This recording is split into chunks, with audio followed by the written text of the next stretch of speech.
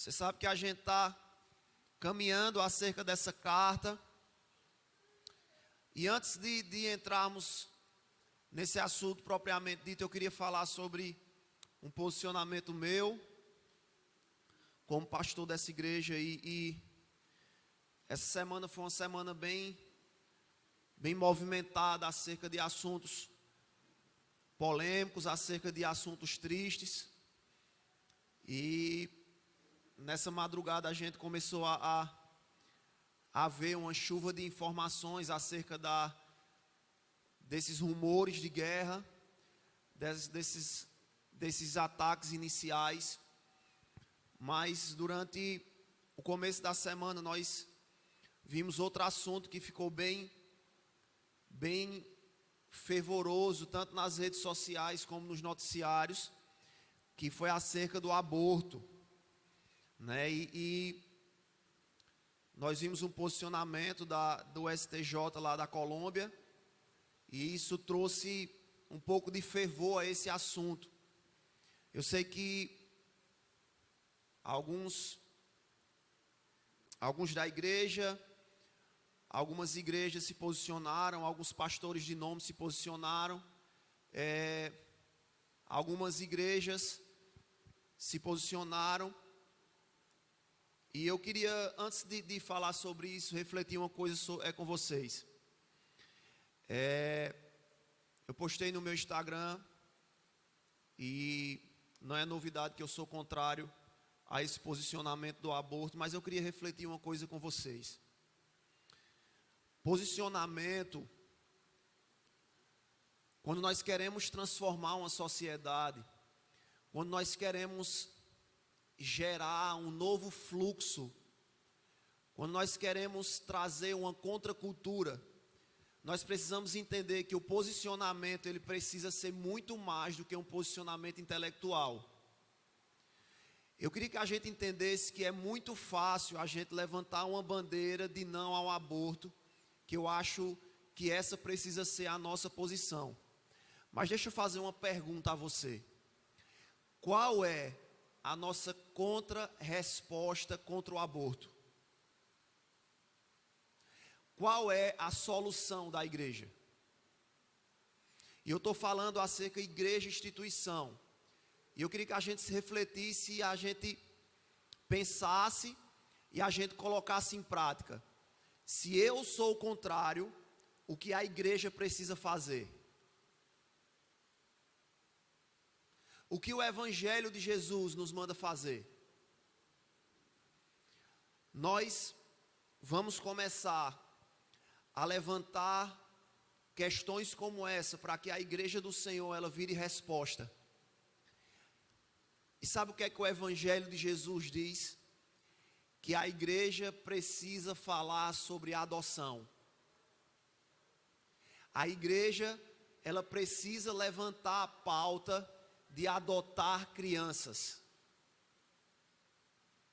A igreja, ela precisa abrir as portas para que as famílias que se dizem cristãs, ela comece a pensar seriamente em adotar. Quando a igreja levantar pautas como essa, nós podemos levantar uma bandeira de não ao aborto. Sabe por quê? Porque o que eu vejo são igrejas, representantes eclesiásticos, levantando a bandeira de não ao aborto, mas eu nunca vi eles levantar uma pauta acerca da adoção, acerca de uma resposta sobre a orfandade, acerca de uma resposta sobre crianças que estão nascendo porque não passaram para o aborto, mas elas estão discriminadas, elas estão nas ruas, e nós não estamos levantando famílias que adotem. Nós precisamos começar a pensar sobre coisas e assuntos como esse, para que quando a gente levantar a bandeira do não, a gente também levante a bandeira do sim. Amém, igreja? Nós dizemos não ao aborto, mas o que é que nós vamos fazer? Nós precisamos parar para construir centros que vão receber essas crianças. Nós precisamos construir dentro de lugares como esse, famílias que vão receber essas crianças. esses jovens, esses adolescentes, para que a igreja, ela não só seja contrário ao aborto, mas que ela seja um lugar seguro para receber essas crianças. Amém? Só um desabafo. E para que levante-se um leque para que a gente possa discutir isso com mais profundidade. Amém? Vamos levantar essa cartilha e eu espero que a nossa igreja, ela seja uma resposta para isso. Que nós possamos, com maturidade, começar a estruturar famílias para que a gente possa receber crianças que talvez estejam sendo abandonadas agora, nesse exato momento. Crianças que estão nas ruas, crianças que estão em centros de acolhimento, bases missionárias que têm tentado fazer isso. E nós, como igreja, nós precisamos ser um lugar seguro para falar sobre esse assunto. Essa igreja, ela se levantou para pregar o evangelho, mas essa igreja, ela acredita no avivamento. E avivamento é quando a igreja, ela também muda a sociedade. E nós somos um lugar de contracultura. E eu espero que a gente entenda isso. Amém? Abra sua Bíblia. 1 Timóteo, capítulo 4. Me dá só um voluminho aqui, hein, que eu já estou cansando já hoje. 1 Timóteo, capítulo 4. E eu quero localizar você onde nós estamos. Nós temos um bocado de conteúdo para falar hoje. Eu vou tentar caminhar o máximo para que a gente vá um pouco mais além hoje naquilo que está projetado. Eu quero que a gente adiante.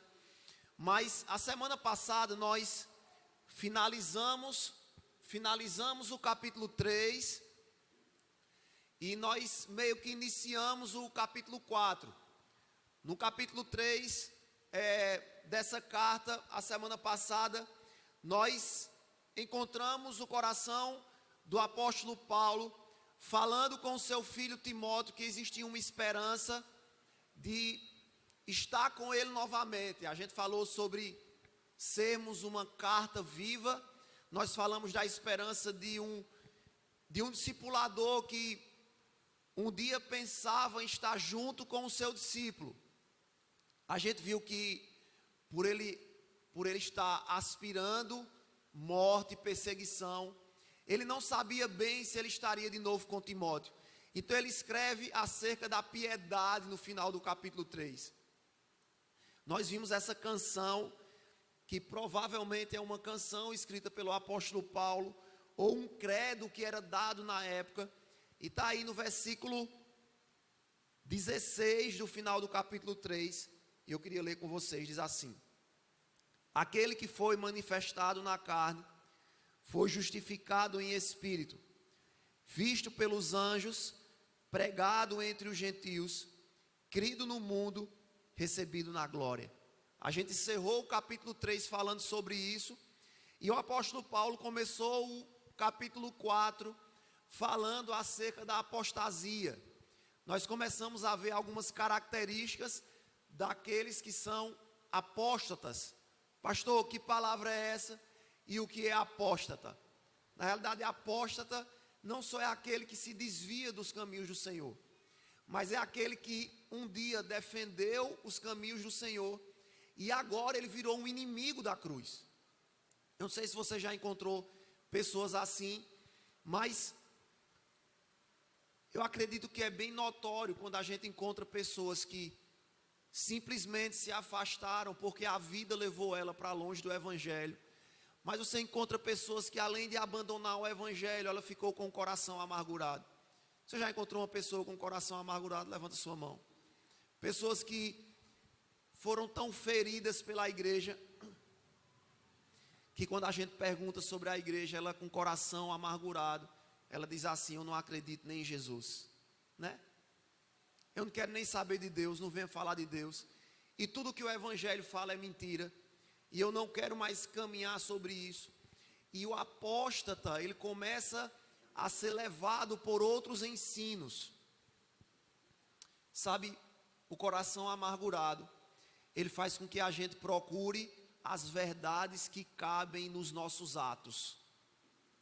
Para pensar. É tão fácil fazer isso, porque a gente começa a olhar para o pecado e dizer, não, porque eu pratico, ele não é pecado. Porque eu faço, ele não é pecado. E eu começo a criar e a gerar a minha própria Bíblia. Os meus próprios princípios, os meus próprios conceitos.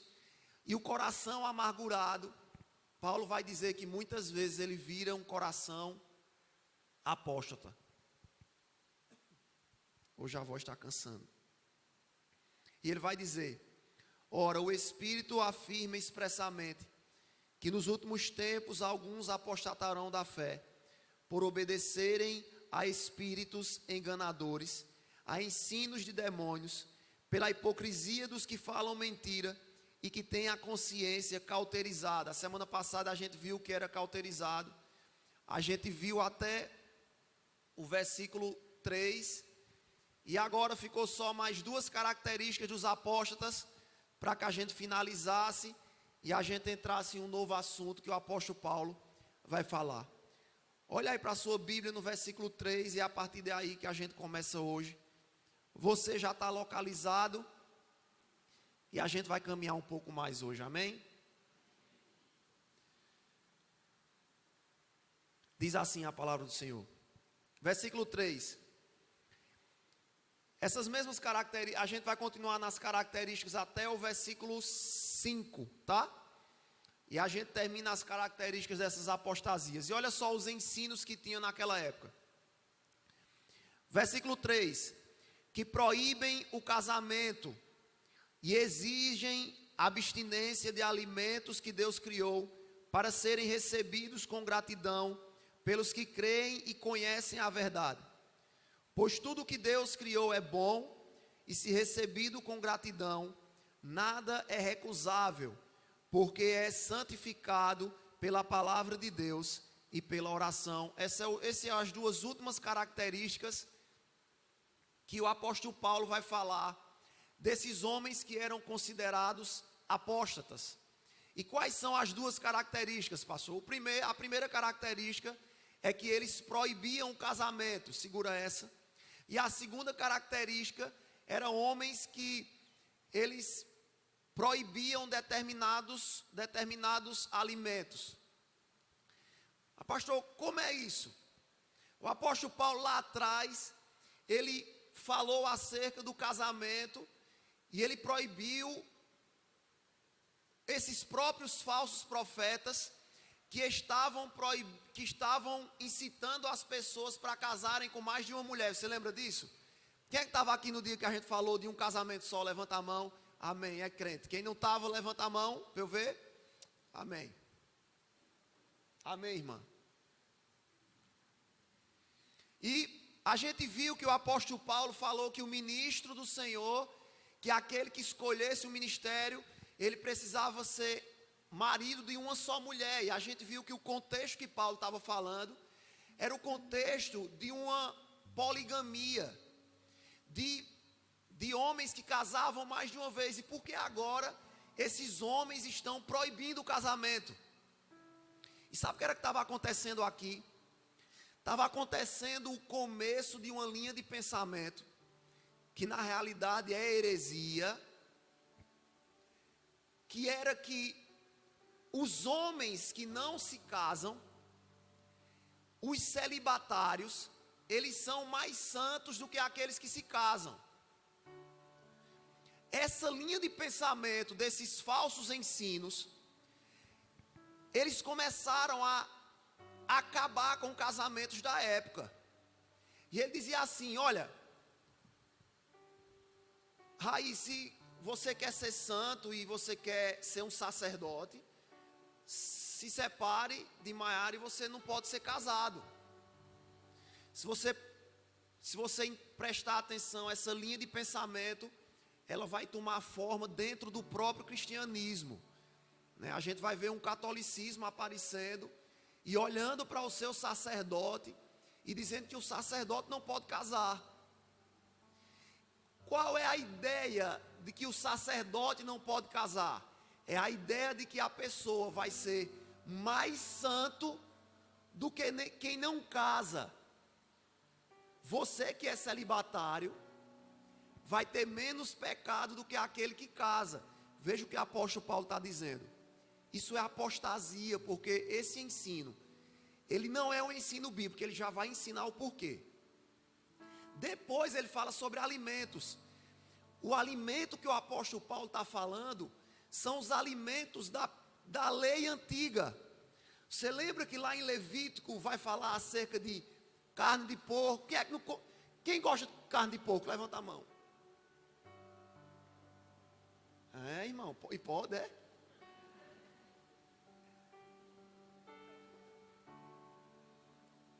Pode. Só era isso que você queria saber, né? Pode, vá, coma. Veja as duas ideias centrais desses últimos versículos que o apóstolo Paulo está falando. Eles proibiam o casamento e eles proibiam determinados alimentos. E qual é o fundamento que o apóstolo Paulo vai dizer aí? Ele vai dizer, todos os dois, foi Deus que criou. Deus criou o casamento. E Deus criou todos os alimentos.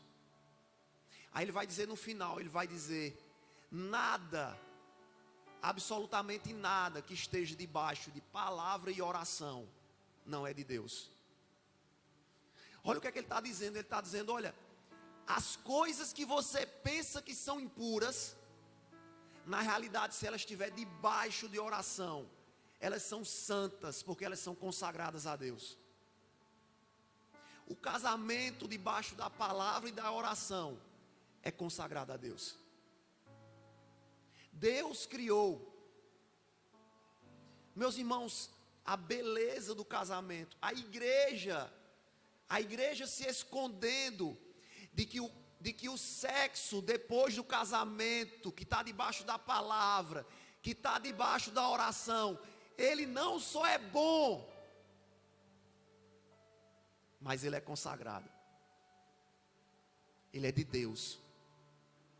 Ele não só é um prazer do meu corpo, mas ele se trata de algo que Deus fez como aliança para ser feito debaixo de oração, debaixo da palavra. Assim como os alimentos, assim como tudo que Deus criou. Mas você consegue entender que o que o apóstolo Paulo está dizendo é que essas coisas, elas são consagradas debaixo de oração e de palavra. Por isso que quando a gente olha para o Evangelho, e se a gente começar a olhar para essas práticas diante daquilo que é espiritual, a gente não vai se casar porque a gente é forçado, mas a gente vai casar porque a gente entende que isso é bênção de Deus. Sabe, tem gente que corre, pastor, eu vou correr atrás dos papéis, viu? Eu vou correr atrás do papel, que eu sei que eu estou em pecado. E olha, pastor, aí me espere. Eu não tenho que esperar você não. É você e Deus. Aí o cara corre, aí o cara vai lá no cartório, aí marca o casamento, aí depois que se casa, aí é como se ele tirasse um peso das costas, porque ele não entendeu se ele fez obrigado, porque na realidade ele não compreendeu que aquilo é a mão de Deus. Quando eu estou debaixo da palavra e debaixo da oração, eu preciso entender que eu não estou fugindo do pecado, mas eu estou me aproximando da santidade. Você consegue ver essa diferença? Que eu não estou correndo daquilo que é pecaminoso. Eu estou olhando para Deus e eu estou dizendo, Deus, obrigado por me dar isso. Por isso que tem muita gente que passa uma vida inteira morando junto, né? Junto, amancebado, que nem o nordestino diz. Você é o que, meu filho? Sou amancebado, pastor. É o que isso? Eu moro junto. E ele não entende bem o evangelho. Aí ele casa só para tirar o fardo do pecado. Aí ele diz, pastor, não aconteceu nada depois que eu casei. Não mudou nada. Eu digo, é porque você não entendeu. Porque quando eu compreendo de coração o poder que essas palavras têm. Que o casamento, ele me aproxima de Deus. O meu relacionamento, ele me aproxima de Deus. Até o meu alimento me aproxima de Deus. O problema é que eu sou fariseu demais, hipócrita demais. Gente, eu não como porco, porque Deus abomina porco. Aí quando olha, está traindo a esposa. Eu não como galinha cabidela. Eu não como, aí é mentiroso, fuxiqueiro. Tem gente que tenta ser fariseu demais em umas coisas e não é santo naquilo que é primordial. Sabe o que é que Deus está fazendo? Ele está dizendo assim, olha, debaixo da oração e da palavra, tudo foi eu que criei. Você consegue entender que a única coisa que ele não criou foi a mentira? E tem gente se alimentando da mentira e não está se alimentando de carne de porco. Cuidado. Cuidado, vaso. Cuidado para não ter práticas farisaicas e não práticas santas. Deixa eu perguntar uma coisa a você. Por que você ora? Por que você lê a Bíblia? Por que você está nessa igreja hoje? Porque é uma simples prática farisaica? Ou porque você está por amor? Ou porque é devoção? Ou porque é um ato de santidade? Ou porque é um ato que está debaixo da mão de Deus? Isso aqui não pode virar uma prática farisaica, meus irmãos. Isso aqui precisa ser um ato de amor. Quando eu entro por essas portas, eu preciso entender que eu estou vindo cultuar o meu Deus. E não existe nada mais sublime na minha existência do que isso. Não, eu vou bater o ponto porque eu estou na escala. Eu vou bater o ponto porque eu estou na escala da recepção. Eu tenho que ficar no trânsito. Eita, eu tenho que ficar com as crianças hoje. Eu vou ficar lá em cima na live. Eu tenho que ir, porque se eu não for, ninguém faz. É esse tipo de prática, meus irmãos, que faz com que a gente vire mortos-vivos. Você sabe que aqueles filmes de zumbi, tem muita gente da igreja daquele jeito. Morto, mas continua sentado. Tem gente morto com o olho aberto. A gente esqueceu de enterrar um indivíduo, mas ele está aqui na igreja. Porque ele faz aquilo apenas como um ato farisaico. Escute isso. Isso aqui, meus irmãos, é um ato de amor ao nosso Deus. Não venha só cumprir escala. É melhor não ter a live. É melhor não ter nem recepção hoje. Eu quero que você faça com amor. Amém. O apóstolo Paulo, ele encerra as características dos apóstatas e ele começa um novo assunto, e é sobre ele que eu quero me dedicar um pouco mais hoje. E ele começa no versículo 6, ele vai até o versículo 16, e nós vamos dividir em duas pregações esse tópico, porque ele está falando sobre a exortação, a fidelidade do ministério, e não só a fidelidade do ministério, mas acerca da fidelidade para a nossa vida. Ele está falando acerca dos ministros, mas, meus irmãos, quando nós olhamos para essa palavra, ela é um ensino que rasga os nossos corações nessa noite. E a partir do versículo 6, o apóstolo Paulo vai dizer assim: expondo estas coisas aos irmãos. Você sabe que essa carta ela foi direcionada a Timóteo, mas ela estava sendo lida para uma igreja, a igreja de Éfeso. Então o que é que Paulo está dizendo? Depois que eu alertei vocês acerca dos apóstolos, depois que eu falei acerca da piedade, depois que eu expus para os irmãos isso, você será um bom ministro de Cristo Jesus, alimentado com as palavras da fé e da boa doutrina que você tem seguido. Eu queria trazer nessa noite pelo menos 5 conselhos que o apóstolo Paulo ele dá ao seu filho Timóteo, e ele vai dar a gente e aos nossos corações hoje.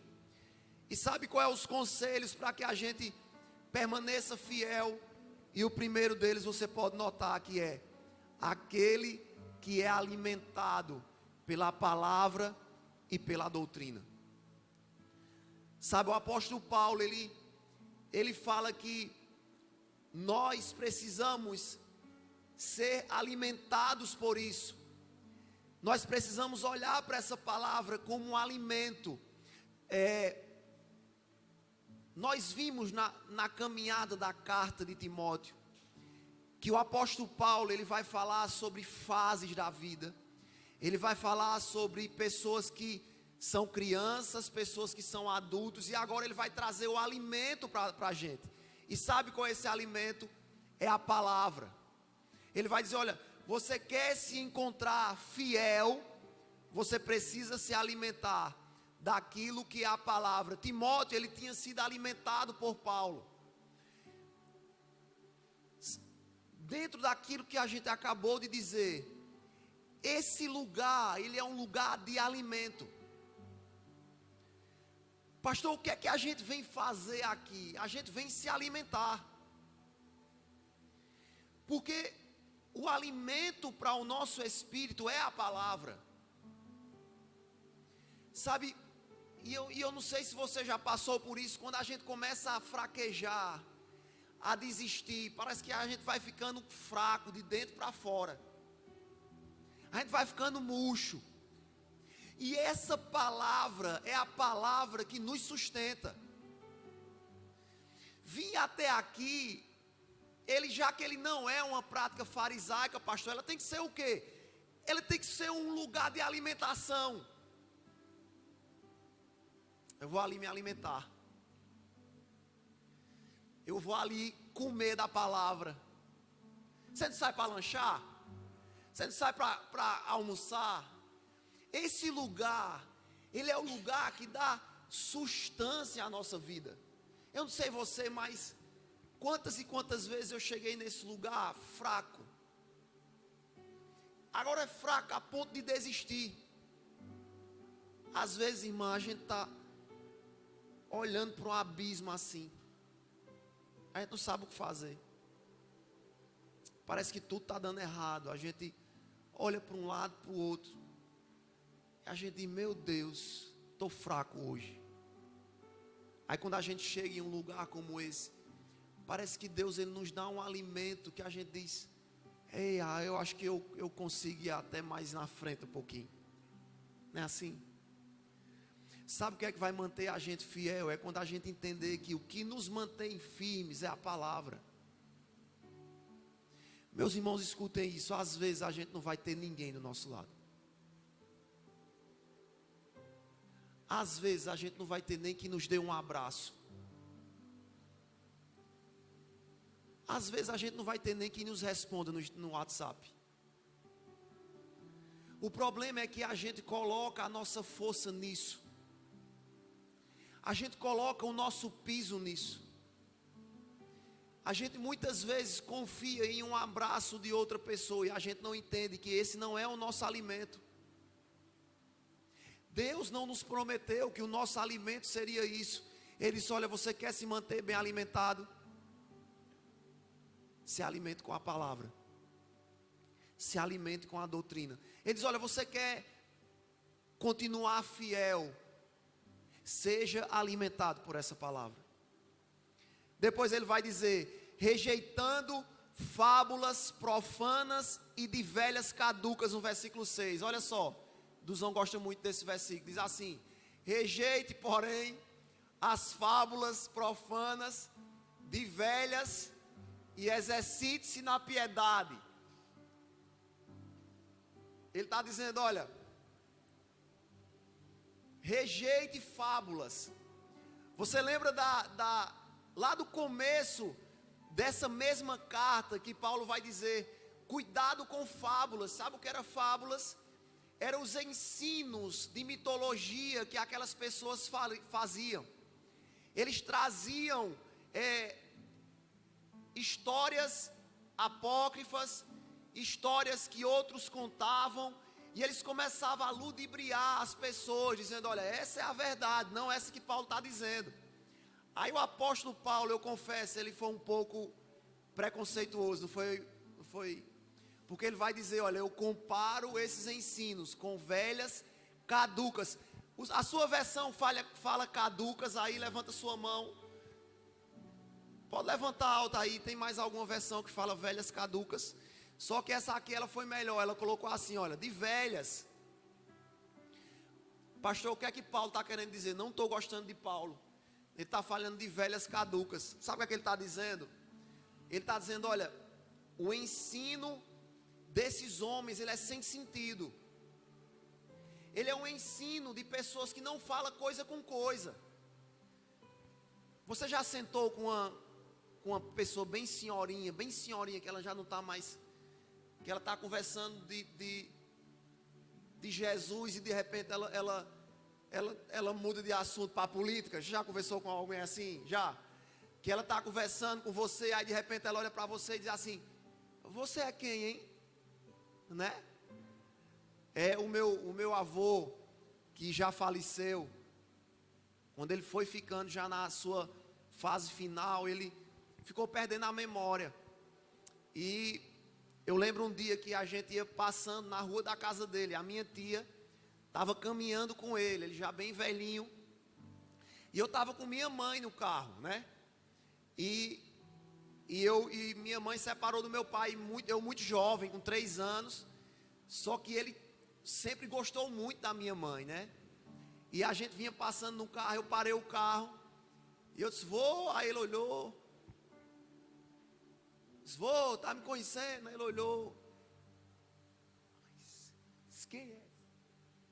Aí minha tia disse, é Diego. Ele disse, ô Lele.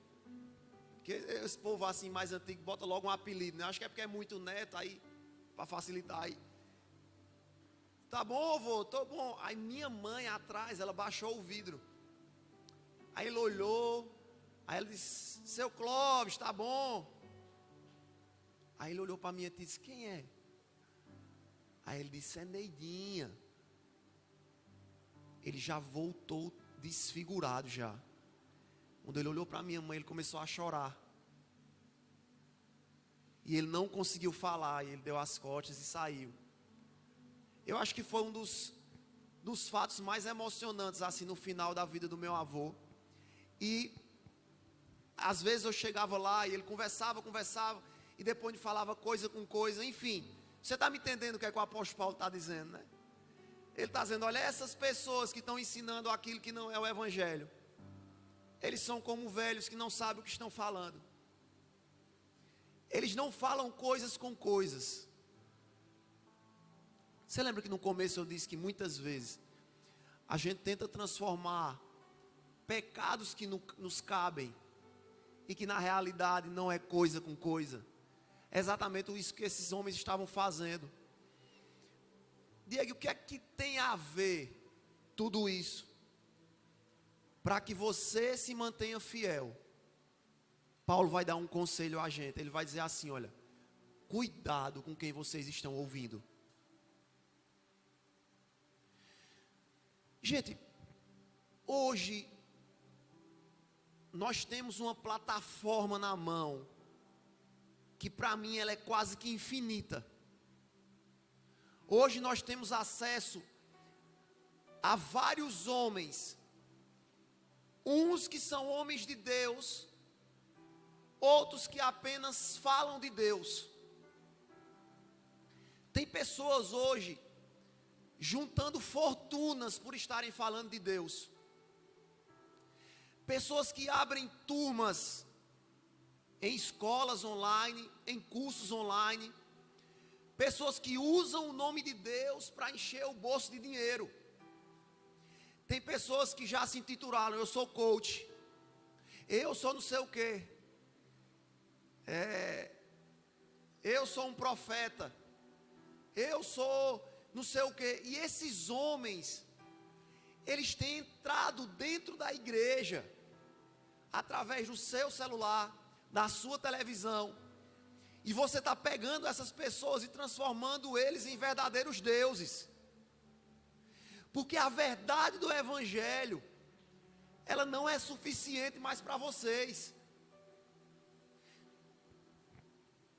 Eu não vou falar nome de ninguém, mas Sabe o que é que Paulo está dizendo aqui a gente hoje? Tomem cuidado.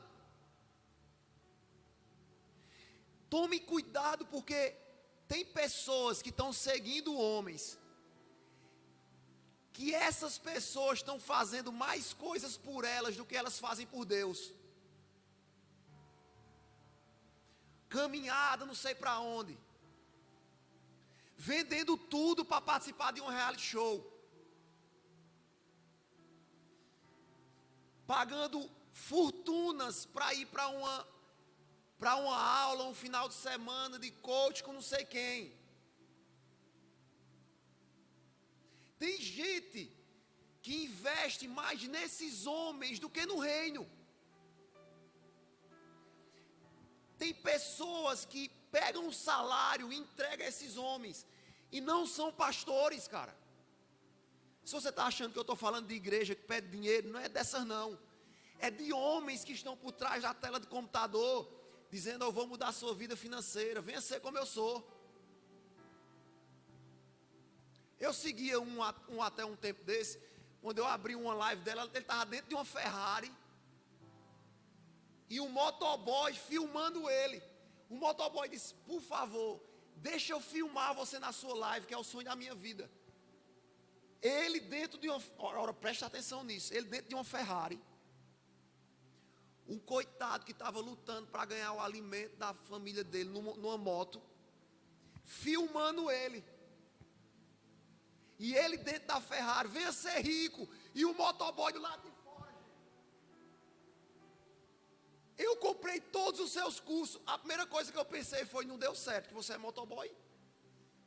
Ele está numa Ferrari, tu está na moto. E ele chega nessa Ferrari, e ele entra, sabe aonde? Dentro do helicóptero dele. Agora você já imaginou que o motoboy não entrou, né? Ele olhou para ele e só: vai viver tua vida, vai correr atrás das tuas coisas, vai correr atrás do teu dinheiro para tu pagar meus cursos. Você está entendendo o que é que eu estou dizendo? Sabe o que é que Paulo está dizendo? Cuidado com aqueles que usam fábulas. Sabe o que é fábulas? Belas histórias que estão ludibriando tanta gente. Agora é muita gente. E meus irmãos, Paulo está dizendo: existe um evangelho, que ele é vida. Você lá viu Jesus fazendo isso, meu irmão? Você lá viu Jesus pregando isso, meu irmão? Você lá viu Jesus usando dessas bobagens, que parece uma velha sem saber o que está falando? Paulo está dizendo: você quer se manter fiel? Cuidado. Em terceiro lugar, ele vai dizer: você quer se manter fiel?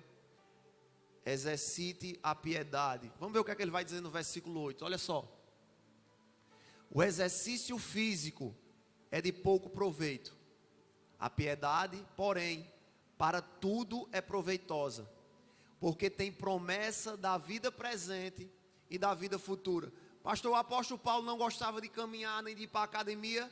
Gostava. Não sei. Sei que ele andava muito.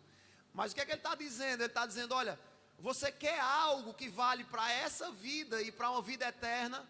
Exercite a piedade. Deixa eu falar algo interessante sobre essa palavra piedade. Você lembra que lá atrás, no final do capítulo 3, o apóstolo Paulo falou acerca do mistério da piedade. E eu disse a você que essa piedade era o próprio evangelho, era a própria palavra. Só que agora, essa raiz dessa palavra piedade, ela está falando acerca da prática da piedade. E agora ele vai transformar a piedade em um exercício. Então, pastor, que tipo de piedade é essa que Paulo está falando? Ele está falando acerca das disciplinas espirituais. Diga: disciplinas espirituais. Agora diga: disciplinas espirituais. Paulo está dizendo que o exercício da piedade, olha o que ele está dizendo. Ele está dizendo: olha, assim como uma corrida, assim como um exercício para o corpo, assim como ir para a academia, é o exercício da piedade. Quanto mais você faz, mais você fica forte. Alguém para ganhar um livro hoje, quais são as disciplinas espirituais? Dou-lhe uma, dou-lhe duas, dou-lhe três. Vamos? Opa, quem ganhou? Eita, irmã Léa. Vai ganhar um livro. Parabéns. Uma salva de palmas para a irmã Léa. Ixi, só isso.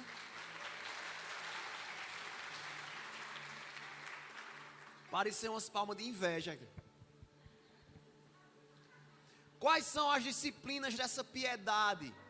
Oração, leitura, jejum. Essas disciplinas que caracterizam a caminhada da piedade, Paulo vai dizer, exercitem ela. Como exercício diário. Quanto mais você orar, mais íntimo você vai ser. Quanto mais você ler, mais conhecimento você vai ter. Paulo está dizendo, olha, é uma caminhada, é uma jornada. Você lembra que o apóstolo Paulo está no ideia só, palavra é alimento, disciplinas é um exercício. Se eu parar, eu vou atrofiar. Se eu não exercitar, eu não serei forte. Aí ele vai dizer, sabe por que isso aqui é melhor do que uma academia? Porque a academia, ela melhora o seu corpo só enquanto você está nessa terra. Mas o exercício da piedade, ele melhora você aqui e ele melhora você eternamente. Eu quero falar uma realidade para você. O problema da gente é que a gente leva nossas disciplinas espirituais só para aquilo que é eterno e não para aquilo que é agora. A gente não compreendeu que Deus quer derramar algo sobre nós aqui, nessa terra. Paulo está dizendo, olha, as suas disciplinas, ela vai deixar você melhor aqui e também eternamente. Porque a gente pensa o seguinte, eu vou orar porque eu tenho que ir para o céu. Não, eu tenho que orar para trazer o céu para a terra.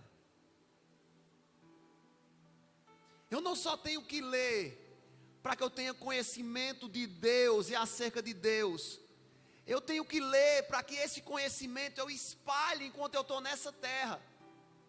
Sabe, Theo Hayashi disse um negócio interessante esses dias. Ele disse assim, olha, o exercício da nossa fé, ele tem que ser praticado aqui na terra, porque quando for no céu não vale de nada, é ou não é?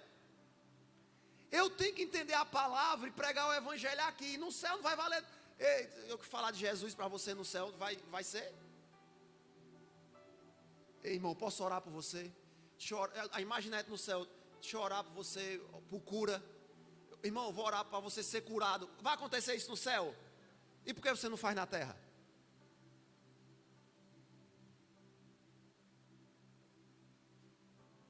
Qual foi a última vez que você fez na terra? Porque se você não fez na terra, você está esperando para fazer no céu, né? Que confronto, meus irmãos. O exercício da fé, ele é feito aqui, agora. Amém? Você está feliz ou está dormindo? Amém. Só acorda para gritar, depois dorme de novo. O quarto conselho do apóstolo Paulo,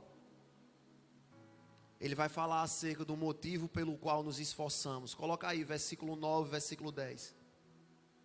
Vai dizer assim: esta é uma afirmação fiel e digna de plena aceitação. Você lembra que dentro do nosso estudo, a gente já entendeu que todas as vezes que o apóstolo Paulo traz essa frase, é porque ele vai falar algo importante. Você lembra que eu disse a você que nas cartas de Paulo ele fala isso 5 vezes. E todas as vezes que ele fala é porque ele vai trazer uma verdade que precisa ser fixada no nosso coração. Todas as vezes que ele diz, esta é uma afirmação fiel, digna e de plena aceitação. Olha só o que ele vai dizer, versículo 10. Se trabalhamos e lutamos é porque temos colocado a nossa esperança no Deus vivo. Sabe o que é que Paulo está dizendo? Ele está falando acerca do nosso motivo pelo qual nós nos esforçamos. Preste atenção nessas duas palavras que Paulo vai usar: trabalhar e se esforçar. Tem alguma versão que fala sobre labutar? Levanta a mão. Amém ali. A Bíblia é boa aí, hein? Labutar e se esforçar, ou trabalhar ou se esforçar. A palavra labutar é da raiz da palavra trabalhoso. Então a versão que está falando sobre trabalhar, ela já está no resultado final. Mas olha só a palavra esforçar. Ele está dizendo que esforçar, ela vem da palavra agonizonai, que significa se esforçar até agonizar. Ele está dizendo, olha, sabe por que a gente se esforça tanto por essa verdade? Sabe por que a gente esforça até agonizar? Porque nós servimos a um Deus vivo. Você sabe que o apóstolo Paulo estava lutando contra a idolatria da deusa Diana. Segura isso, eu quero fazer uma reflexão com você. Paulo, ele está trazendo um encorajamento para nós hoje. Eu queria que essa palavra ela queimasse no nosso coração, tá? Ele está dizendo, olha, nós servimos a um Deus vivo. O nosso Deus, ele não é a deusa Diana, que é morta. O nosso Deus, ele vive. Sabe, talvez você não está se dedicando tanto, porque você acha que você está servindo a um Deus morto. Nós servimos a um Deus vivo. Talvez você não está procurando por esse relacionamento, porque você acha que ele está morto. Talvez você não está procurando por esse contato, porque você acha que o seu Deus, ele é um Deus distante. Ah, ele é um Deus, eu sei, ele morreu numa cruz, pastor, eu sei. Ah, eu sei, pastor, que ele está na Bíblia. Não, eu estou convidando você a se esforçar por um Deus que fala com você todos os dias. Nós nos esforçamos até agonizar, até sangrar, porque nós entendemos que esse Deus, ele está vivo. Mas pastor, ultimamente eu não tenho sentido ele. Se esforce um pouco mais. Vá um pouco mais além. Se esprema um pouco mais, porque ele está aqui. Quando você entender que existe um Deus vivo que olha para você, você jamais se sentirá só. Você jamais precisará da aprovação de outra pessoa. Você não vai correr para ser aprovado, para ficar mais bonito esteticamente, para ficar mais arrumado. Porque essa corrida ela não precisa, porque existe um Deus vivo que já te aprovou.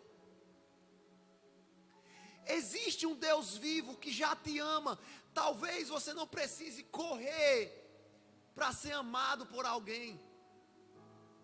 Sabe, tem muita gente que vive se humilhando para ser amado por outro alguém. Porque ela não entendeu que ela serve a um Deus vivo que já ama. Escute, Deus, todas as manhãs, Ele acorda você com a maior prova de amor. Ele diz, olha, acorda. Aí quando você acorda, Ele diz, pronto, eu renovei as minhas misericórdias para você hoje. É como se Ele tivesse com um buquê de flores, dizendo, vamos filha amada, acorde. E sabe o que é que a gente quer? A gente quer um buquê de flor do nosso marido, a gente quer um buquê de flor do nosso namorado. Aí diz, pastor, olha, ele é muito ogro, ele não dá. Aí você se esforça para ele dar. Tá vendo? Ó, ele ganhou. Ninguém pode dar, que você printa e manda para ele. Existe um Deus vivo que nos ama todos os dias. Mas pastor, ninguém disse que me amava hoje. Mentira sua, porque eu sei que teve alguém que disse. Eu sei de alguém que ele te acordou pela manhã e disse: olha, eu sou o Deus vivo, que me inclino para contar os meus segredos aos meus. É isso que o salmista vai dizer, que nós temos um Deus vivo, que Ele reparte com nós os seus segredos. Ele é um Deus vivo, que Ele não só se inclina para me ouvir, para lhe ouvir, mas Ele se inclina para falar. O apóstolo Paulo vai dizer: olha, nós se esforçamos por conta desse Deus.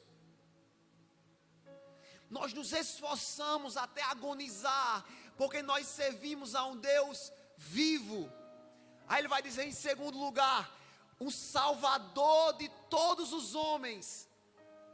Essa palavra Salvador, ela é a palavra com a raiz sozo. Sabe, esse salvar, ele era o salvar que ele dizia àquelas pessoas que eram curadas. Sabe o que ele está dizendo? Ele está dizendo: eu sou o Deus provedor, o Deus que cura.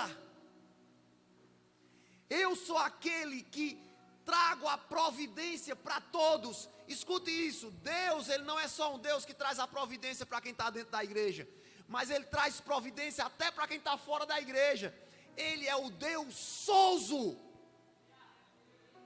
Aí é bom falar disso, porque ele diz assim, ó, o pão que Ele dá àquele que é crente, Ele dá o pão àquele que não é crente. Então Ele é providência para aquele que é fiel, mas Ele é providência para aquele que não é fiel. Ele é o Deus provedor e nada muda isso nele. Ele providencia, Ele salva, aí Ele passa uma vírgula e Ele dá uma prova de amor a gente. Olha o que é que Ele diz: especialmente aos que creem. Aí Ele está dizendo assim, olha, eu sou providência para todos, mas eu coloco a mão sobre aqueles que creem. Você crê em Jesus? Eita, eu dava um aleluia maior. Você crê em Jesus? Então deixa eu dizer uma coisa a você. Ele vai fazer mais do que a providência para a sua vida. Ele vai um pouco mais além. Ele faz um pouco mais. É os queridinhos de Jesus. É os cuti-cuti dele. É aquele que ele olha e diz: eu sou providência para todos, mas vocês, vocês eu boto no braço. Vocês eu visito vocês com minhas revelações. Eu entrego, vocês curam em meu nome. Vocês são diferentes. Paulo está dizendo: nós nos esforçamos por esse Deus. Por esse Deus que Ele é vivo. Por esse Deus que Ele nos entrega um pouco mais. Eu quero insistir nisso, cara. Sabe, é muito fácil esquecer isso na jornada, meus irmãos. É muito fácil caminhar no poder do nosso braço. É muito fácil se sentar no trono que foi feito só para Deus e a gente se esquece que o nosso Deus está vivo. Meus irmãos, talvez a sua jornada até aqui, ela foi uma jornada olhando para um Deus morto e você nunca acreditava que Ele podia mudar a sua situação. Talvez você caminhou até aqui porque o seu caminhar é com medo do inferno e não com prazer nesse Deus vivo. Talvez as pessoas levaram o evangelho para você, que você precisaria ser um homem medroso. E Deus trouxe você aqui para dizer assim: olha, eu sou vivo. E talvez em algum lugar da sua vida você me enterrou. Talvez em algum lugar da história você perdeu a fé. Talvez você perdeu alguém. Talvez você perdeu bens. Talvez você perdeu a esperança. E lá atrás você disse: Deus não vive mais. E Ele trouxe você aqui hoje para dizer: olha, você não serve a um Deus de estátua. Você serve a um Deus vivo. Meus irmãos, se essa verdade ela entrasse dentro de nós como uma razão, mudaria tudo. Eu jamais me sentiria só. Eu jamais entraria dentro do meu quarto e eu dizia: Deus não está comigo. Eu jamais acharia que Deus estava distante, mas eu entenderia que Ele sempre, sempre, sempre Ele está aqui.